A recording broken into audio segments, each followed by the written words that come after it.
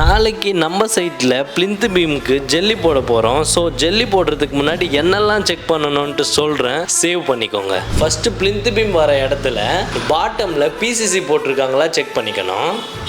Next jelly போடுறதுக்கு முன்னாடி எல்லா பிளேஸ்லையுமே ப்ராப்பராக ஷட்டரிங் பண்ணியிருக்காங்களா செக் பண்ணிக்கணும். அதுக்கு கரெக்டாக முட்டு கொடுத்துருக்காங்களா பார்த்துக்கணும். பிளிந்த் பீமோட ரிங்கோட ஸ்பேசிங் செக் பண்ணணும், 6 இன்ச் இருக்கான்னு.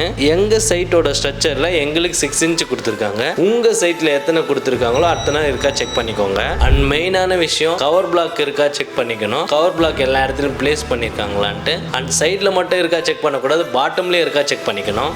பீம்ஸோட எண்டில் காலம் கிட்ட வரப்ப எல் ப்ரொவைட் பண்ணியிருக்காங்களா செக் பண்ணிக்கணும். ஷட்டர் எல்லாமே ஸ்ட்ரெயிட்டாக ஒரே லைனில் இருக்கா செக் பண்ணிக்கணும். நம்ம சைட்டில் நம்ம த்ரெட்ஸி செக் பண்ணுறோம். நெக்ஸ்ட் பிளிந்த் பீமில் ஜெல்லி போடுறப்ப என்னெல்லாம் செக் பண்ணணுன்ட்டு நெக்ஸ்ட் வீடியோவில் சொல்கிறேன்.